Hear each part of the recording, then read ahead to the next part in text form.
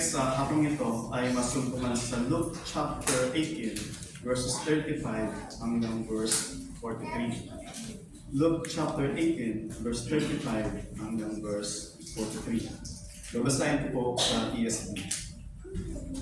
As he drew near to Jericho, a blind man was sitting by the roadside begging. And hearing a crowd going by, he inquired what this meant. They told him, Jesus of Nazareth is passing by. And he cried out, Jesus, Son of David, have mercy on me. And those who were in front rebuked him, telling him to be silent. But he cried out all the more, Son of David, have mercy on me. And Jesus stopped and commanded him to be brought to him. And when they came near, he asked him, what do you want me to do for you? He said, Lord, let me recover my sight. And he said to him, recover your sight. Your faith has made you well. And immediately he recovered his sight and followed him, glorifying God. And all the people, when they saw it, gave praise to God. Ito po ang buhay na salita ng ating buhay na Diyos. Let us come to the Lord in prayer. Ama namin Diyos, minsan pa sa tulong, sa gabay ng iyong Banal Espiritu, kami ay lumalapit sa inyo na iyong ipaunawa sa amin ang mga katotohanan na aming napong nabasa at matutunghayan sa iyong mga salita. Lord, would you cause all this to see ourselves before you and to see you as our righteous, loving, and gracious God. Lord, help us that in all this, may your name be magnified and exalted. And that will be our deepest prayer at this moment, Lord God. In Christ's name, this we pray. Amen. Tayo pong lahat ay nakakaupo.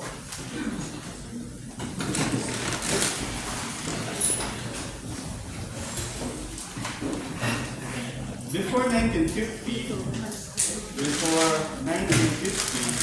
nung hindi pa na-discover yung oil sa bansang ito, yung mga tao, mostly, ang mga hanap buhay ay farming, nomadic farming. Punta din sa isang lugar, sa kabila, and usually ka ng mga pina-farm ay mga dates, palm dates. Iba naman, sila ay mga mangingisda. At yung iba ay kumukuha ng mga pearl. So yun ang kanilang hanap buhay bago na-discover yung oil sa bansang ito bago 1950. Life was so difficult, makita niyo yung mga bahay nila, wala kayong makita mga busag na mga kagaya na makita niyo ngayon sa Sheikh Zayed o dun sa Burj Khalifa side. But then, nung na-discover yung langis, their lives will never be the same again. Nakita nyo, they are glorying doon sa mga providence ng Diyos sa kanilang bayan. And makita natin kung ano yung ginawa din nila doon sa lahat ng mga provision ng Panginoon sa kanila. Sa ating yung teksto na makita natin ngayon, merong isang bulag. Ito siya isang bulag, sabi sa verse 35, as they draw near to Jericho, referring sa ating Panginoong Jesus, as he drew near to Jericho, a blind man was sitting by the roadside begging. Merong isang bulag, sabi doon, siya ay nakaupo doon sa daanan at siya ay nanlilimos. Ating pong title ng mensahe, An Encounter with Jesus. An Encounter with Jesus. So makita natin una, makita natin yung the beggar's need. The beggar's need. Yun ang isang bulag. During death, merong isang yugto sa buhay ng ating Panginoong Jesus. Nung may nakita silang bulag na ipinanganak, nagtanungan yung mga alagad niya, Lord, sino ba yung may kasalanan? Bakit siya ipinanganak na bulag? Dahil meron silang connotation na pagka yung isang bulag, isang tao ay pinanganak na bulag, is a punishment from God because of Either his father sins or his forefather sin. Consequence ng sin para sa kanila is lahat ng mga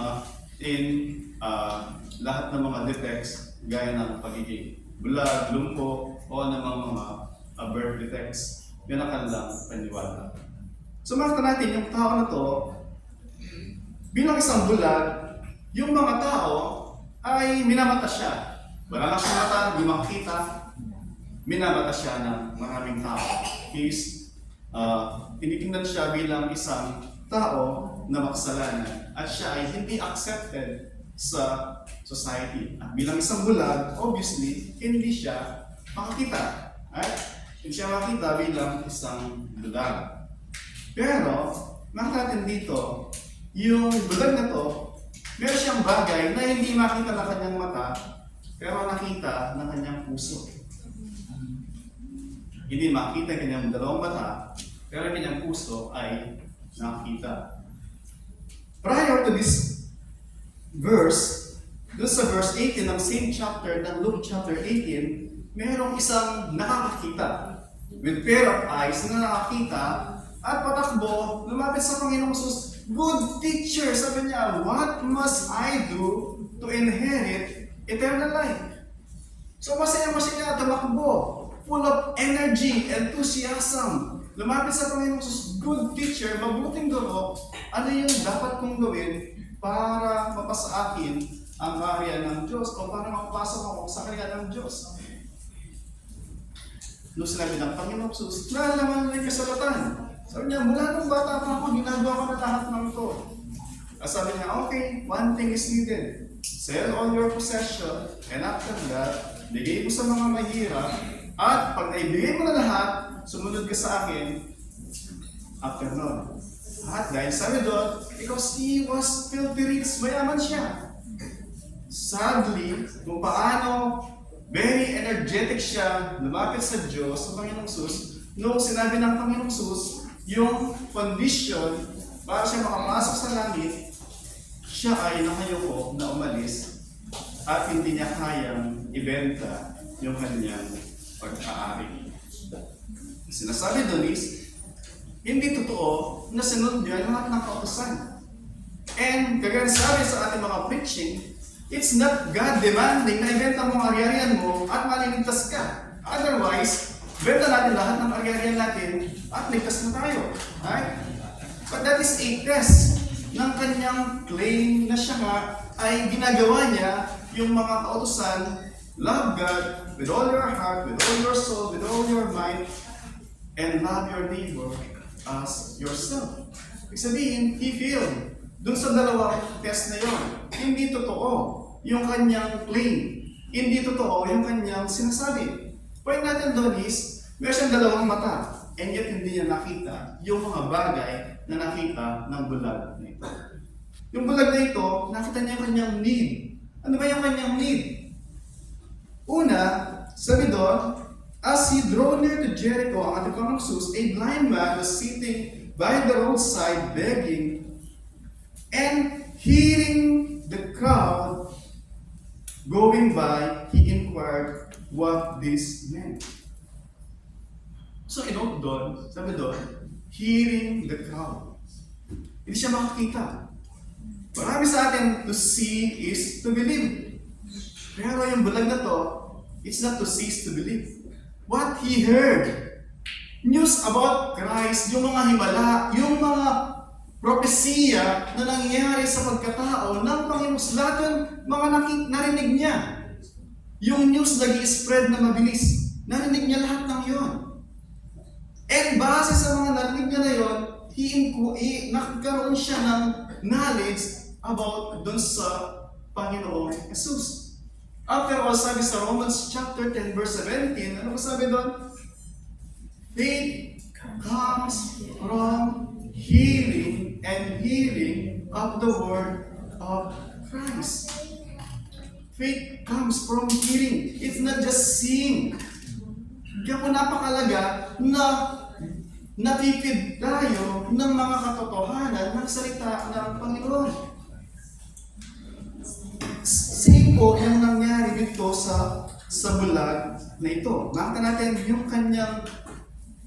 nakita niya yung kanyang need. At day in, day out, every day na kanyang buhay, perhaps nandun siya sa roadside, naghihintay ng mga almsgiving. Almsgiving, ito yung para sa mga Hudyo, isa sa kanilang mga zeal na ginagawa ay magbigay dun sa mga kawanggawa. Kung paano dito ay makita nyo ang daming mga charity na mga boxes. Ganun din, walang pinagkaiba during their time.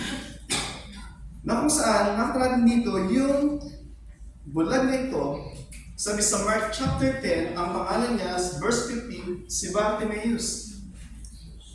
So siya ay nanghihingi ng limos. But then, sabi dito pagdating sa dulo ng verse 18, verse 36, nung narinig niya yung mga tao, nag-inquire siya, ano yung nangyayari?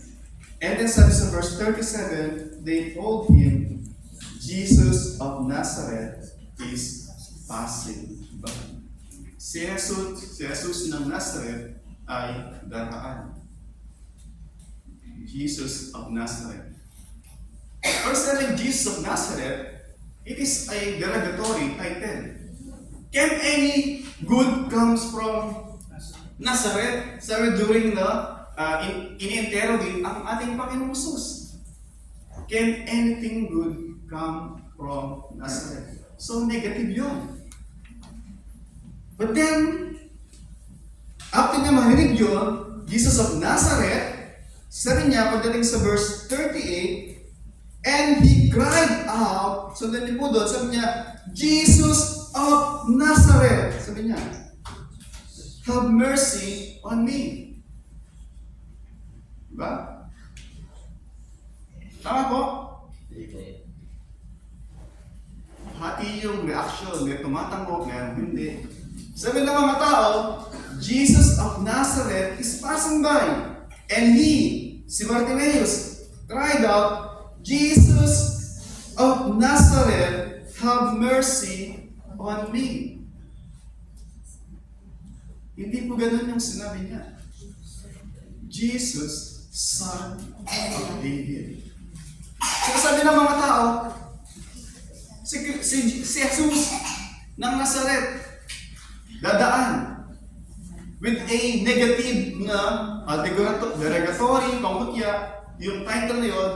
Pero para sa kanya, Jesus of Nazareth, yun si Kristo, yun yung Messiah, yun yung galing sa lahi ng David na ipinangako from the Old Testament pa.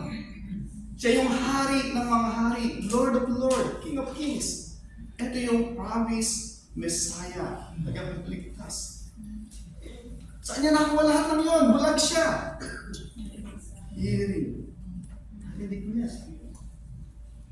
Yung mga mata niya, hindi makita. And yet, yung kanyang puso, nakita. Hindi lamang yung kanyang need ng mercy, nakita niya kung sino si Kristo. Bagay na hindi nakita ng mga crowd. The crowd said, he is Jesus of Nazareth. Yung rich man, umalis siya, he is not willing to trade sa kanyang yaman for Christ. Pero itong tao na to, nakita niya yung kanyang need. Ano yung need niya? Sabi niya, Jesus, Son of David, I need money. I need food. I need clothing. Diba? Hindi ganun sabi ulit. Ano kayong ginagawa niya pag nag-beg siya, pag nandun siya nakaupo doon sa daanan? Nangingin ng limos. Tama mo ba? Coins, silvers, pagkain. Pero this time, he said sa kanyang isip, this time, no almsgiving. Holiday ngayon. Pero in fact, actually, dahil maraming tao, during that time, Passover is approaching. So yung mga tao, dumadaan doon. It is a time para opportunity na makakolekta ng marami. Kasi sobrang dami ng tao. Pero para sa kanya, today, no almsgiving, no begging. Only one thing yung kailangan niya. Makita niya si Kristo. Bulag siya to meet, to encounter Jesus. And then sabi niya, Jesus, Son of David, have mercy. Meron siyang tamang kaunawaan ng tamang Kristo. Kristo ng Biblia. Hindi Kristo na pinabricate ng ating sariling imahen na kung saan Kristo nasusunod sa atin. Yung Kristo na laging in-illustrate ng ating mga pastor na pagkiniskis mo, 2 o 3 beses, di ba? 3 kahilingan. Di ba? Hindi siya gano'n. Yung Kristong alam niya, yung Kristo ng Biblia. Yung Kristo na promise Messiah. Napakahalaga po nun. Na alam natin kung saan nakaangkla yung ating pananampalataya. It's not enough to have religion. It's not enough to have a person to worship. Dapat yung object ng yung worship ay yung tamang dapat sambahin. Yung tamang Kristo na binabanggit sa Biblia. And then when he cried out, sabi doon, Jesus, Son of David, have mercy on me. Nakita natin yung kanyang need na kung saan, yung kanyang need, wala na siyang mata, yung kanyang puso nakakita, at yung need niya makita o ma-encounter yung Son of David. But then nakita natin yung beggar's cry. Yung beggar's cry is, have mercy on me. Have mercy on me. Walang entitlement dito. Lord, ito yung, ang tagal ko ng bulag, Lord. Baka naman ngayon, kaawaan mo na ako. O baka naman ngayon, bigyan mo na ako ng paningin. Hindi. He's not demanding anything. Yung tanging hinihingi niya ay habag. Awa mula kay Kristo. Have mercy on me. Yun yung right cry. Yun yung kanyang right prayer. Yun yung tamang pag-approach sa Diyos, not bragging. Oh Lord, nakita mo lahat ng mga achievement ko, mga accomplishment ko. Lord, enough na ba to? Enough good works na ba yung lahat ng to? For I am to be made acceptable before you. Ito yung minsan thinking ng maraming tao, sad to say, sabihin ng mga tao, hindi, Lord, aayusin ko muna yung sarili ko, pagka ready na ako, pag maayos na, at saka ko lalapit sa Diyos. I will fix myself first, and then I will come to the Lord. Yung pinapakita dito, hindi mo na sinabi ni Bartimaeus, hindi, papa-opera ko muna yung mga mata ko. Pagka meron na akong mata na nakakakita, at saka wala lapit sa iyo. O mag-iimbak muna ako ng mga nahingi ko na mga sa pagbebeg ko, sa pagdilimos ko, and then pagka tambak-tambak na yung mga gold ko, perhaps tatanggapin mo na ako, lalapit na ako sa iyo. Hindi po gano'n.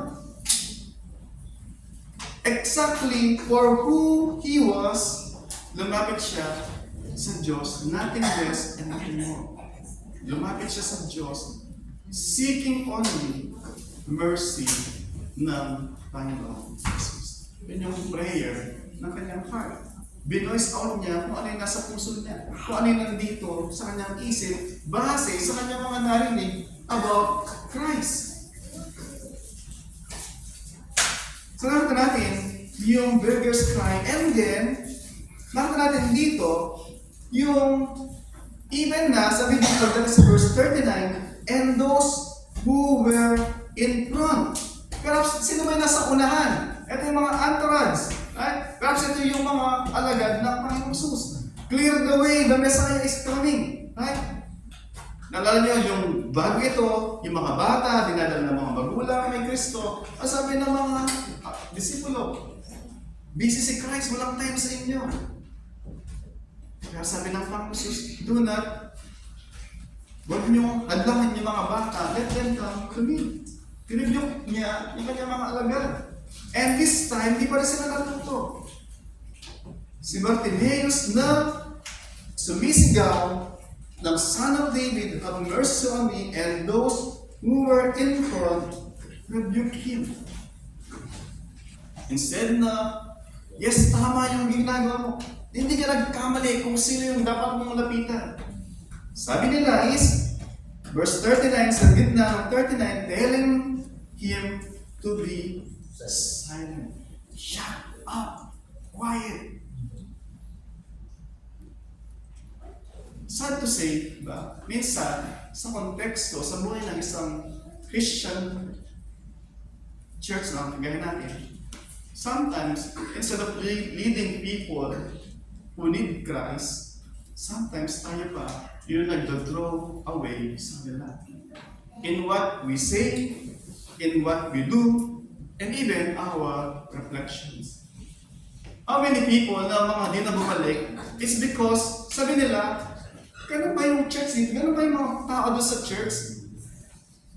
In-expect nila na the same compassionate Christ na makikita nila sa loob ng church. And then walang pinag-uusapan doon sa church, kundi yung hindi mo makita yung sympathy, yung compassion, the way sila magsalita.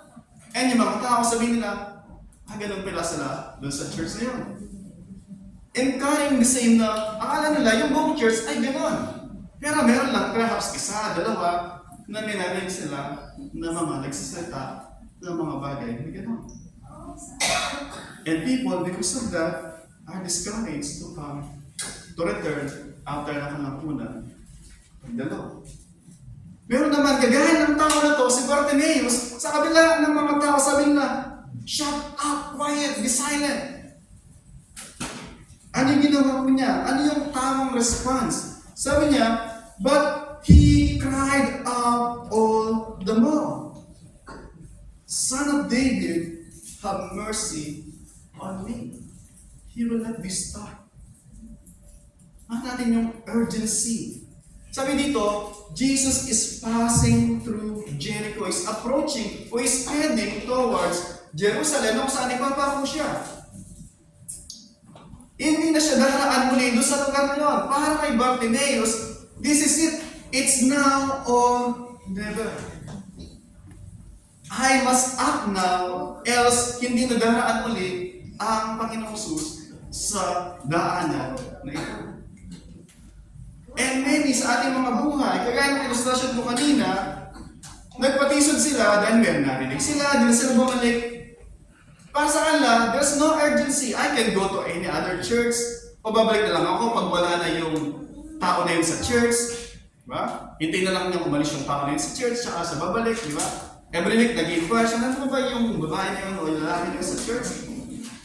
Kasi tanong mo, ano pangalan? Basta, ganito yung itsura niya, di-describe niya, pag dinrawin mo, makita, ito pala. Naging, point natin is, Bartimaeus, alam niya yung kanyang need. At alam niya, Christ will never pass that way again. And so, nandun yung kanyang urgency. It's now or never. I must act now. And I must see Christ now. I must encounter, I must meet Christ now. Yun yung kanyang resolution. Yun yung kanyang rason sa kanyang sarili. Sa ating buhay, as we come to seek the Lord more, gusto natin lalo na maging intimate yung relasyon natin sa Kanya, maraming mga hindrances na that would come our ways to test, to challenge yung ating faith. Whether we will persevere, we will continue, we will press on, or kung ano yung pagsubok, hindi naman, okay, ayaw nila eh. Pinasa-shut up ako eh. Hindi shut up na lang ako, upo na lang ako. Kung gano'n ang ginawa niya, kung nakinig siya sa mga tao, shut up, at tumahimik na lang siya, nagmaktol na lang siya doon, ano mangyayari kaya? Yung kanyang pagiging bulag is delivery. Gusto niya. Nakita niya, alam niya na mayroong Kristo, na mayroong pinanganak na bulag, nakakita muli. Meron 10 bulag, hinilom niya lahat. Narinig niya lahat ng ngayon. And yet, nung daraan sa kanyang daraanan, ang Panginoong Jesus, sabi ng mga tao, tumigil ka. And obediently, okay. Hindi rin niya sinabi na, okay, ang Diyos, alam niya lahat, nakikita ang lahat, alam niya na bulag ako. Di ba? Kung gusto niya pagalingin, kahit hindi ako umiling sa kanya, kahit hindi ko siya tawagan, kahit hindi ako pumunta doon sa roadside, kung gusto niya talaga, papagalingin niya ako. Mag-iintay na lang ako. Pupunta lang ako sa kwarto ko, mag-stay na lang ako dito. I will do nothing. And because He's omniscient God, alam niya lahat, nakikita niya lahat, pagagalingin niya ako. To God be all the glory. Diba? Hindi po ganun yung kanyang understanding dun sa divine sovereignty and human responsibility. Alam niya, God is sovereign. He can do all things.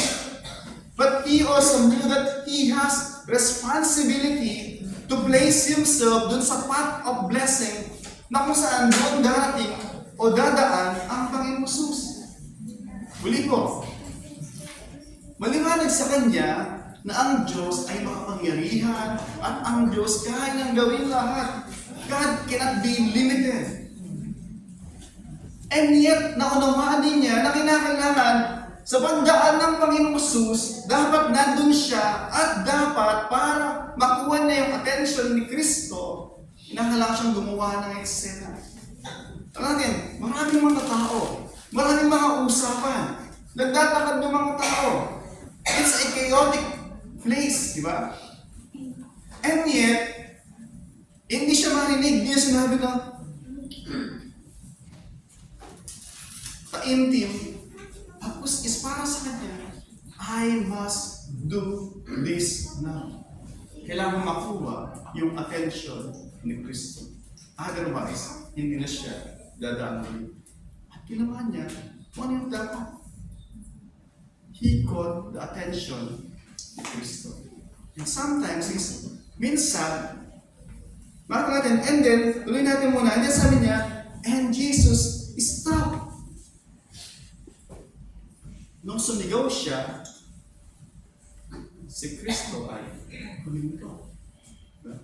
Minsan sa ating mga buhay, ang dami nagsasalita. Diba? Ang dami nating narinig, lahat gusto ng atensyon, lahat gusto ng marinig. Diba?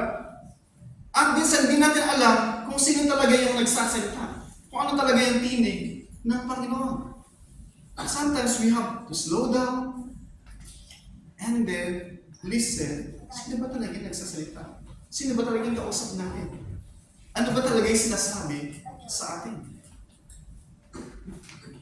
Sometimes po, di ba, we have calm down, and then listen. Ano ba yung sinasabi ng Panginoon? Lord, ano ba yung sinasabi mo sa akin?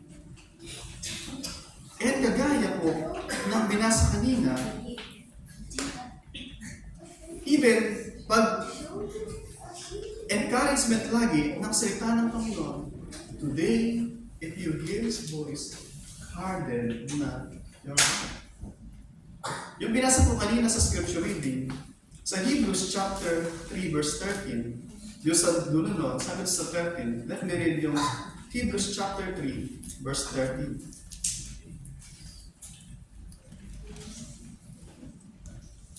Sabi sa 13, or let me start from sa verse 12. Take care, brothers, lest there be in any of you an evil, unbelieving heart, leading you to fall away from the living God. Verse 13, at yung binasa kanina ni Bad Marlon, o si Bad Ramil, but exhort one another every day, as long as it's called today, that gusto kong parinig nito, sabi niya, that none of you may be hardened by the deceitfulness of sin. Ano ba yung sinasabi doon? Narinig mo na ako ulit-ulit, di ba? You are accustomed dun sa sinasabi na repent, sin, receive the Lord Jesus Christ. Narinig mo yun, every Sunday narinig mo, perhaps ikukumpara ka sa ibang mga tao, sa ibang church, ikaw yung pinaka well-acquainted sa doktrina ng about sin, about repentance. And yet, walang impact sa iyo because narinig mo lagi at hindi ka umaakto, anong nangyari? Ano po yung mga kalyo? Nung bata ako, laging poso kami na pag naglalabay nanay ko ako nagbubomba.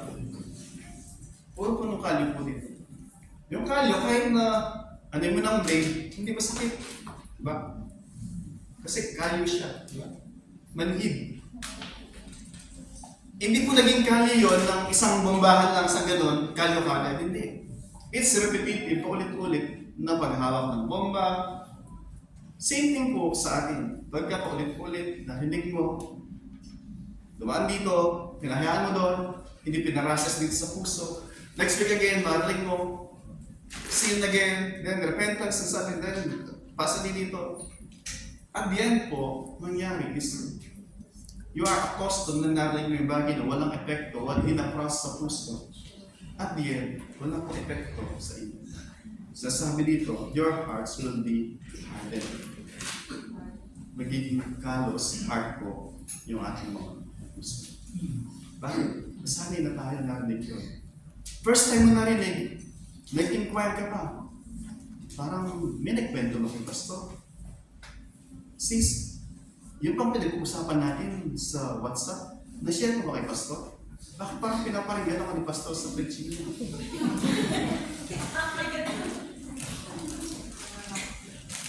Hindi alam, walang alam si pastor.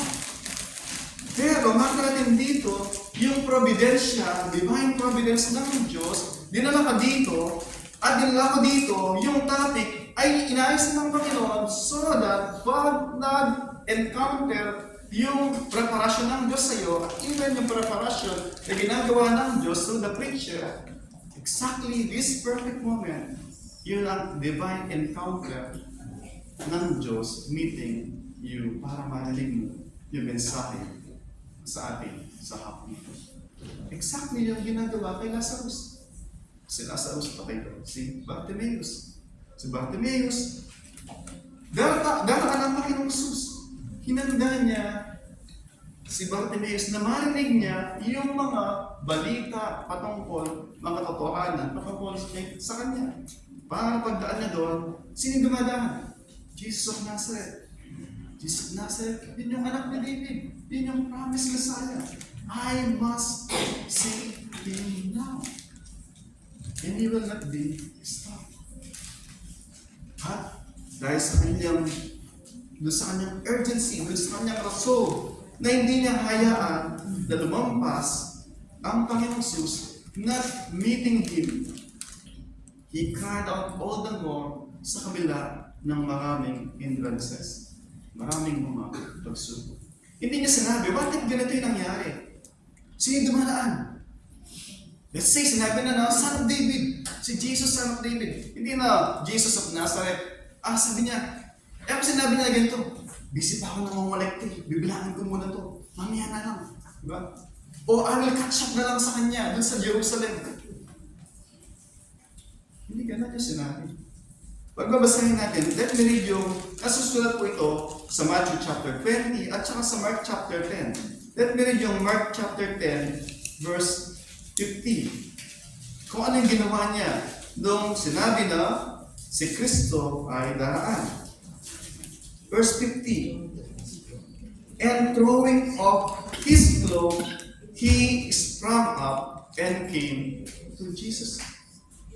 Nung narinig at pinapatawag siya ni Jesus Christ, niya sinabi, Ek minute. Sabi doon, he threw away his cloak and sprang up. Immediately, instantly, very quickly, yung kanyang tugon, lumapit siya sa Panginoong Jesus. Hindi po siya nagsabi na, next week na lang, bukas na lang, next year na lang. Hindi niya sinabi, sabi nga, magpapa-opera muna ako ng mata. Sa surgery ko muna yung aking buhay. Ipapatch up ko muna yung mga dapat ipatch up doon sa aking personality, doon sa aking pagkatao, doon sa aking character. Hindi po. Hindi rin niya sinabi na, pag nakakita ako, then hindi na qualified na maging vega. Diba? Kasi bilang sa vega, dapat bulag siya. Otherwise, pag meron siya dalawang batang dilat, tapos malakas siya, hindi na siya magbibig. Tama ba? Hindi siya manlilimos. Diba? Ito exactly yung excuses ng mga ating tao. Bakit? Kasi pagka sumundo kay Kristo, hindi na ako accepted dun sa mga dabber cards ko. Diba? Yung dabber cards ko, alam nila, ganito ako. And then, all of a sudden, alam nila, nag-arrive na ako. Baka di na ako tanggapin. Rejected na ako. Hindi na ako qualified dun sa grupo namin. Kasi yung qualification sa grupo namin, dapat ganito ka. Pero para sa kanya, his life will never be the same again after na kanyang encounter with Jesus. Tinapunan niya ang kanyang group. And then, sabi doon, immediately, he came to the Lord Jesus Christ. Pag titignan po natin sa ating mga buhay, alam po ba natin yung ating deepest need? Alam po ba natin yung ating deepest need? Minsan, yung iba sabihin, deepest need ko, okay, pilintad lang, iba-iba yung mga need nyo. Pero iba, hindi na sasabihin, di ba? Kung ano naman yung mga needs nyo. But, nakita ba natin exactly kung ano yung talagang deepest need natin? And, knowing, ito yung need natin, na-realize ba natin kung kanino o kung sino yung may key doon sa ating deepest need? At doon ba tayo lumalapit? Or, we are searching for the wrong place and for the wrong people, for the wrong person. Pero ito, alam niya yung need niya at alam niya kung kanino masungkuman yung sagot doon sa kanyang deepest need. And he cried doon sa kanyang deepest need, doon sa tamang tao. I believe isang encouragement po sa mensahe na to na in quietness, sabi ko kanina, maraming tinig na natin. Yung maghapon natin, busy lagi pagkagising sa umaga, di ba? Oh, Daisy, ano na where's my coffee? Yan. O yung biryani. Pagkagising mo lang sa umaga, yung amo mo, tumatawag na kaagad, di ba? O yung mga bata, busy kaagad. Unless na talagang mag-set ka ng time, meeting the Lord, quiet time, na kayong dalawa lang ni Lord, Lord, it is me and you time. Right? Lord, it is me and you time. Ito yung time natin sa bawat isa. Before starting anything, even before magmumog. O kung gusto nyo magmumog muna kayo, mag-toothbrush na sa mata. Fine, please. First thing before running yun sa toilet, para maligo, seek the Lord. Lord, ano po ba yung nais mo na makita ko, Lord? Lord, help me to see my true need. Help me to see my deepest need. And help me, Lord. Hindi lang makita. Help me kung kanino, Lord, masumpungan yung solution dito sa problema. If you are already in Christ, obviously, alam natin kung sino yung makbuhan natin sa ating mga suliranin. But if itong mensahe mo na to ay sinasabi sa atin na yung ating deepest need ay si Kristo, and we can come to the Lord, kagaya ni Bartimaeus, no? Ikaw yung solution. Ikaw yung deepest need. And sinasabi po, nakasaan? Siya na mismo nagsabi na maraming mga tao napapagal, nabibigatan.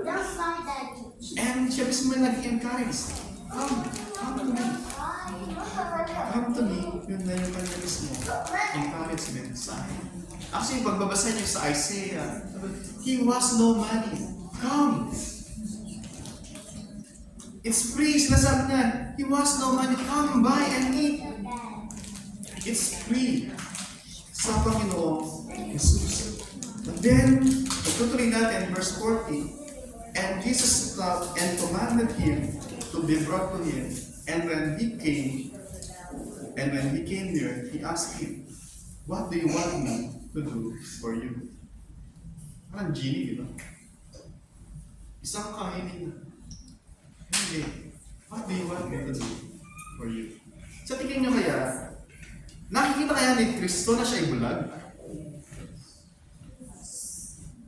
Obvious ba kaya na si Bartimaeus ay bulag? Obvious ba kaya na alam niya, hingingin niya, makakita siya? Bakit niya tinanong? What do you want me to do for you?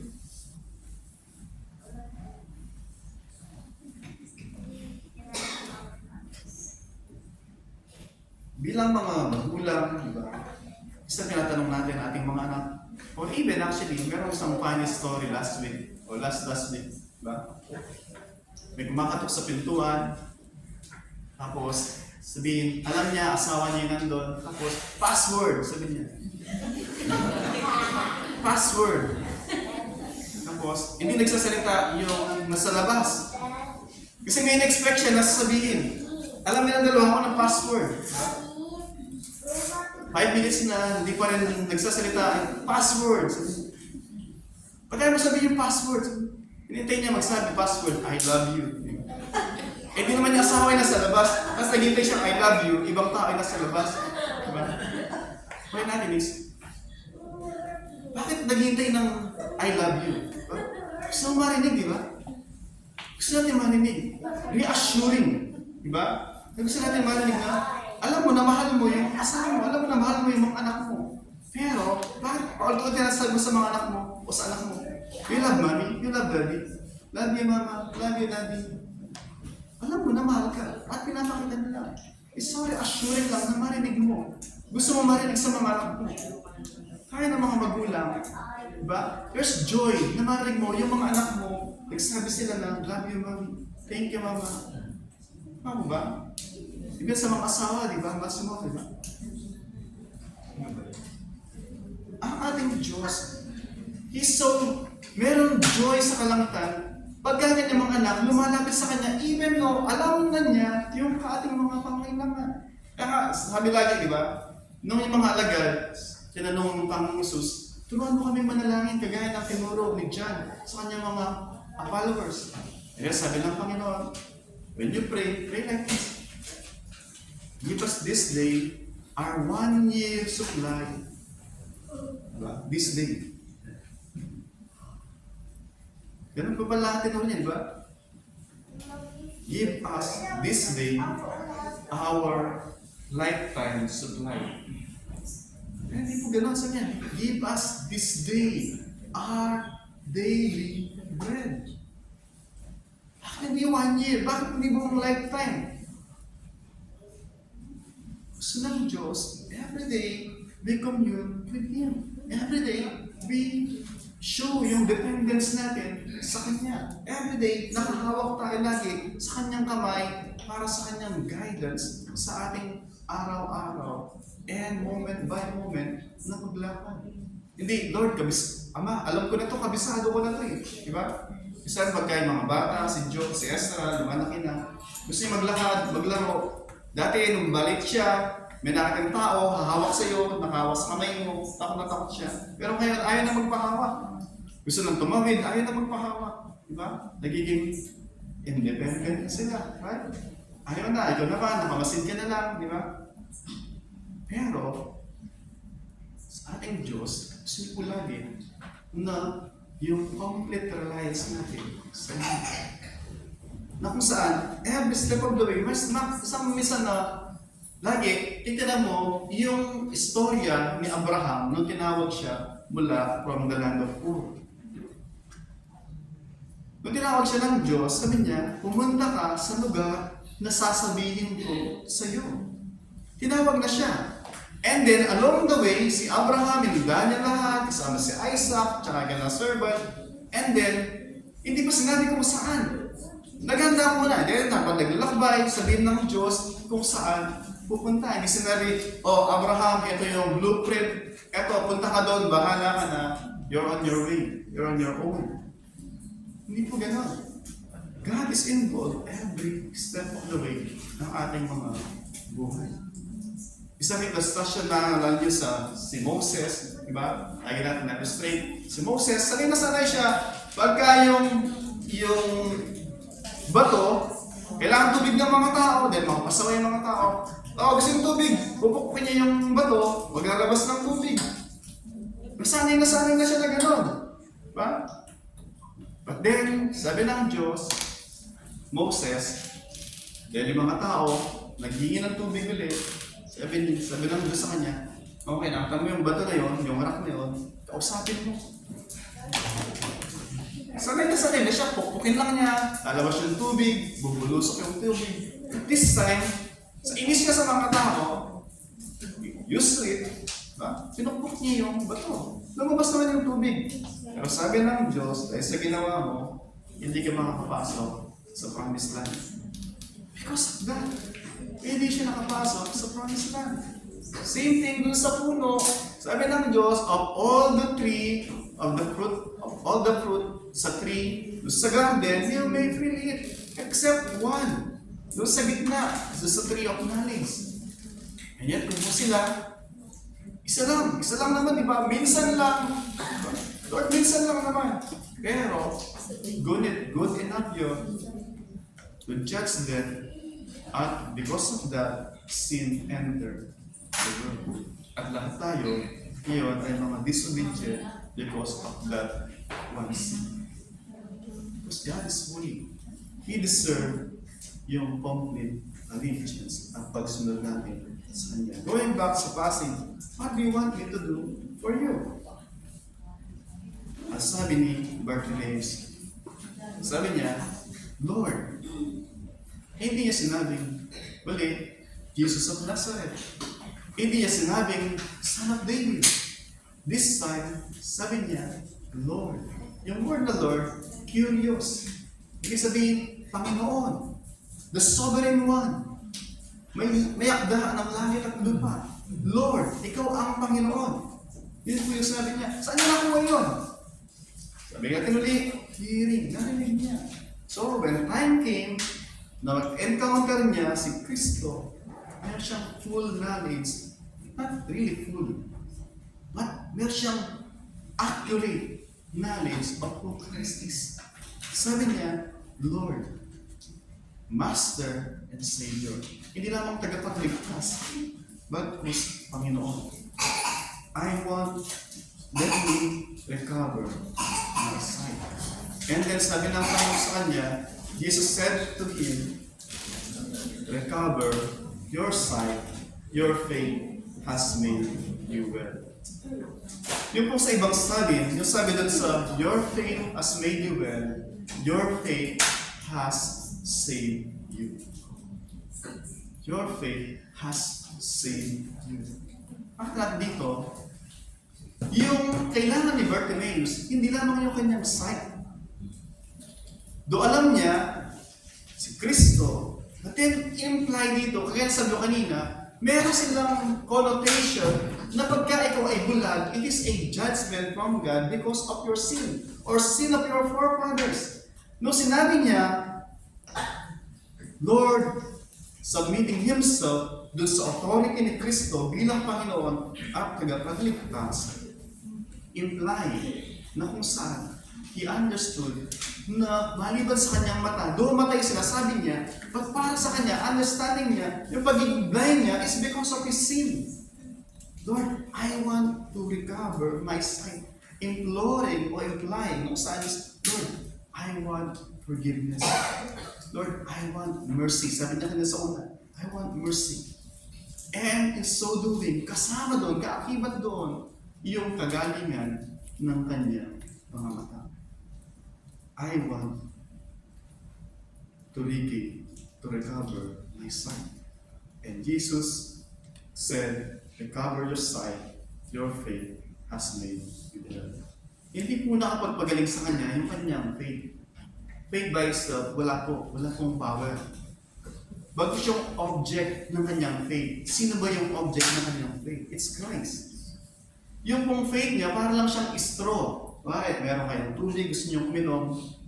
Yung straw by itself, wala pong magawa yung straw. But it is the medium. Ito yung means. Ito yung way to connect doon sa source. Ito yung means para ma-connect tayo doon sa source, doon kay Kristo. Si Kristo ang nagpagaling sa Kanya. Pero yung faith niya kay Kristo. Nakita po natin yun. It's not faith by itself, but yung object ng kanyang faith kay Kristo.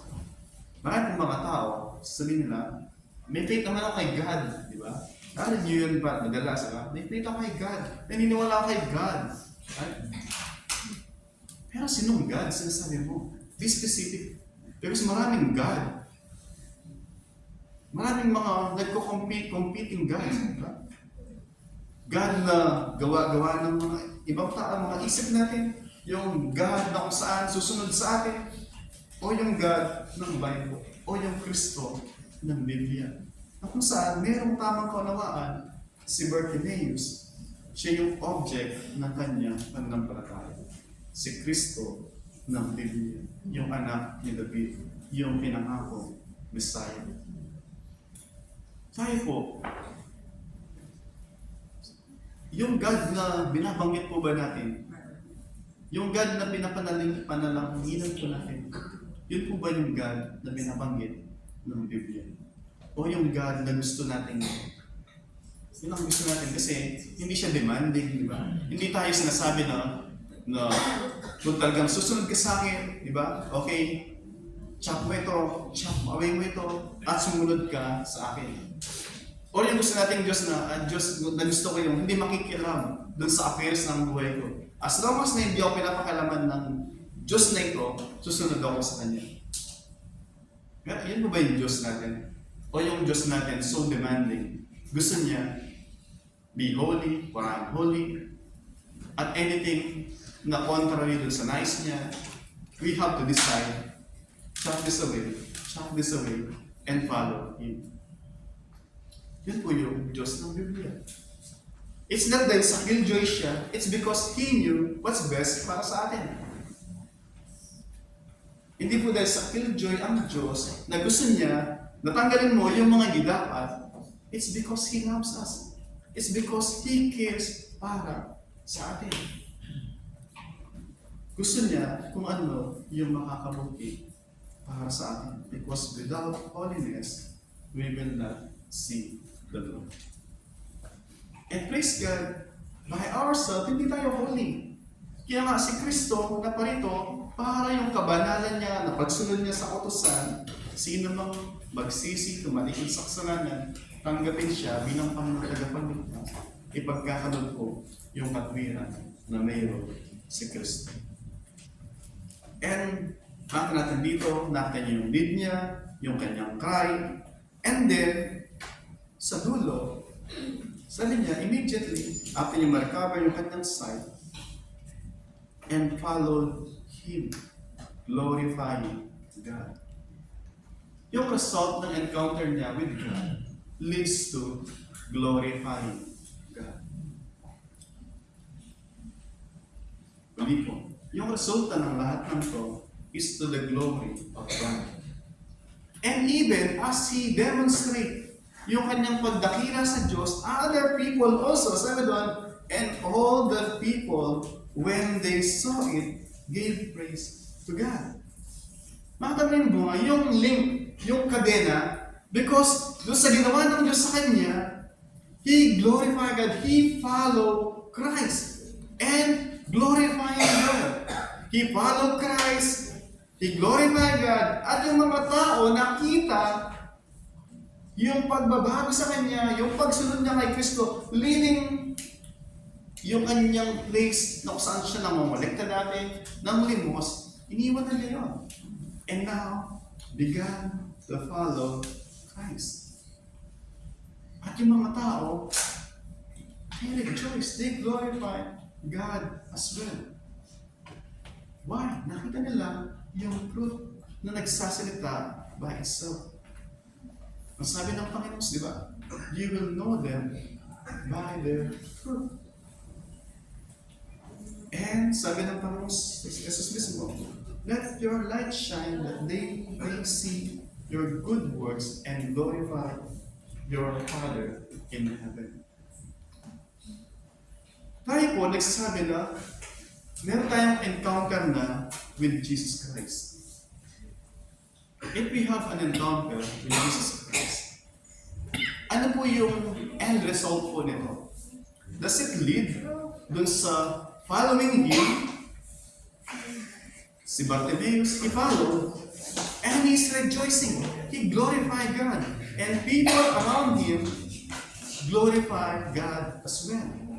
Oh, if sa biyaya ng Panginoon, sa sandaling ito, kagaya ng natig natin, si Jesus Christ ay dumaan o nandito siya to meet us.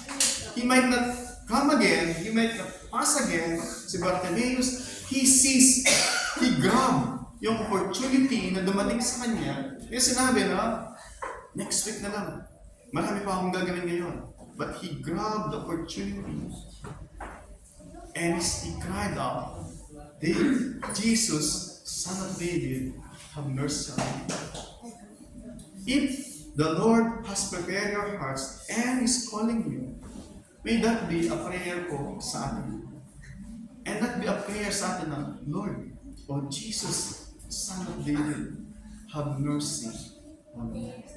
Marami po along the way na magiging hindrances. Sabihin ni Satan sa inyo, hindi ka pa ready. Hindi ka pa ready. Imagine niyo, si Kristo that time, pupunta ng Jerusalem. He's so busy, so preoccupied. Ang dami na dapat gawin. Mas maraming mga mahahalagang bagay na dapat siyang gawin kesa doon sa momento at kausapin yung banal na ito. But Jesus, when Bartimaeus cried out, kahit gaano siya ka-busy, huminto po siya at tinanong, what do you want me to do for you? Jesus is never too busy to anyone who call upon His name. So binasa ko kanina, di ba? Anyone who call in the name of the Lord Jesus Christ will be saved. Anyone who call on the name of the Lord Jesus Christ will be saved. No ba? Hindi po, sa ating pagtatapos, if we are not yet sure whether we have already encountered with Jesus Christ, yan sinasabi niya, let the cry of Bartimaeus resound sa ating mga puso, and that we too cry out, Jesus, Son of David, have mercy on me. And for sure, kagaya ng pangako niya, He will stop and He will listen sa atin. However, kung tayo claiming to be Christian na, have experienced, have encountered yung Panginoong Jesus, let us examine, does my speech, does my act resemble yung encounter na yun with Christ? Do I follow Christ? Do I glorify God? Does people around me, whenever they see, or whenever they hear, or they observe yung aking lifestyle, they glorify God as well? Or they question yung integrity ng ating testimony? Because meron mga bagay na contradiction sa ating sinasabi. It's not to say na may mga magsabi for sure sa inyo, but church ka pa naman. Diba? For sure. May mga kayo gano'n. Church ka pa naman. Nawa, instead na yun, kagaya na kay Bartimaeus, maging hindrance, maging discouragement sa akin, all the more, make it a challenge to cry even more sa Panginoon. Si Bartimaeus, maraming mga hindrances, maraming resistance, maraming discouragement, and yet he cried all the more. He cling to Christ. He hold to Christ. Nawa, ganun din po tayo. Maraming sabihin yung mga kaibigan nyo, ka-Facebook nyo, sa mga post nyo, o sino pa man.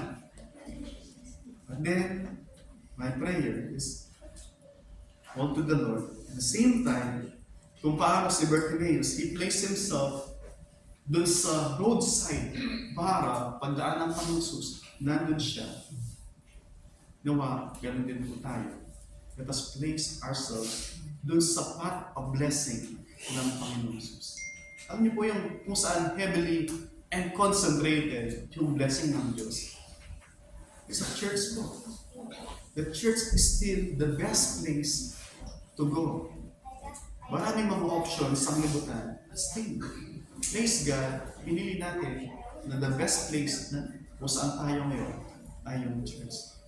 Kasi may kilos ang Diyos magitan ng kanyang mga spirito sa magitan o sa kanya i-bless siya. Let us all stand and let's pray.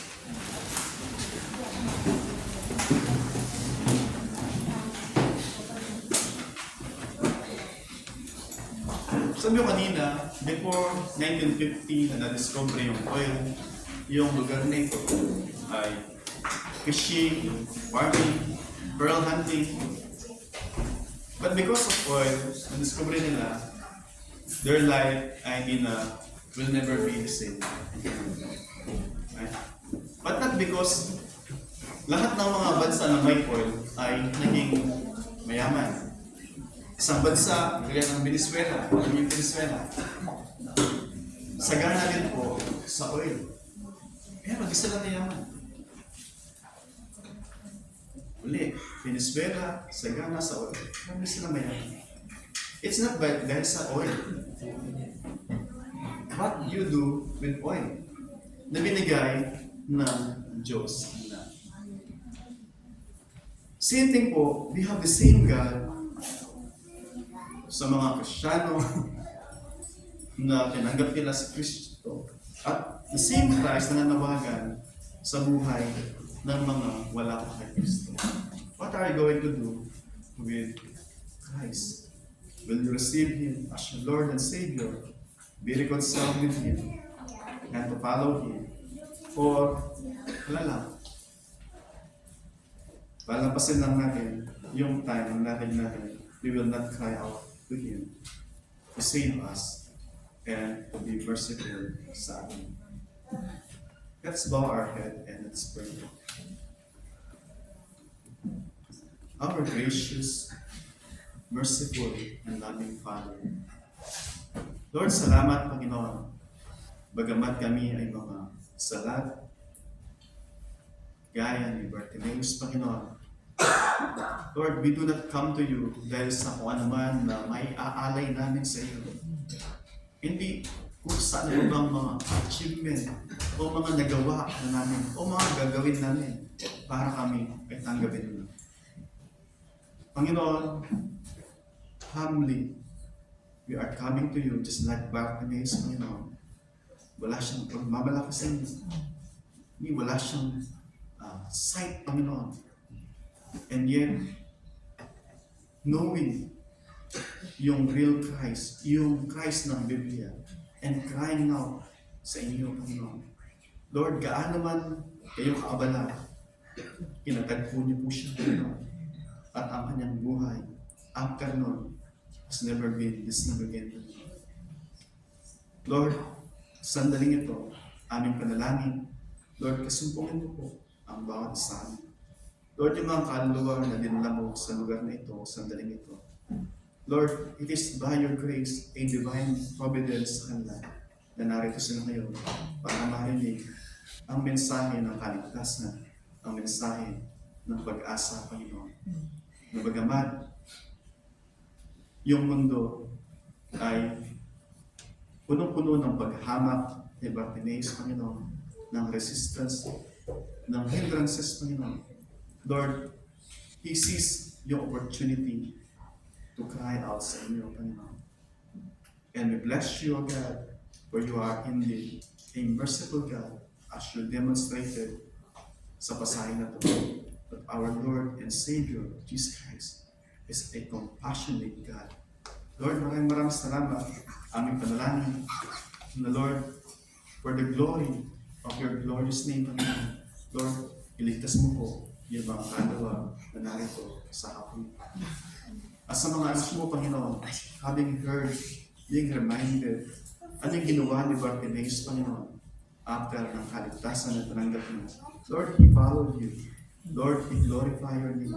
And Lord, he causes by your grace, by your Holy Spirit, na yung mga tao around him to praise you and glorify in your name as well. As they see and observe, Panginoon, yung fruit ng manifestation, ng genuineness ng kanyang encounter with the living Son of God. Lord, maraming salamat po. Kaya nawa po patuloy na madakila, malalahad sa lahat, Panginoon, ng mga bunga that you would cause sa pamagitan ng iyong mga salita na aming narinig sa aming puso. Grace to you and peace from Him who is and who was and who is to come, and from the seven Spirit who are before His throne, and from Jesus Christ, the faithful witness, the firstborn from the dead, and the ruler and kings of all the earth, to Him who loved us and has freed us from our sin by His blood and has made us a kingdom of priests, to His God and Father, to Him the glory and forevermore. Amen. Amen.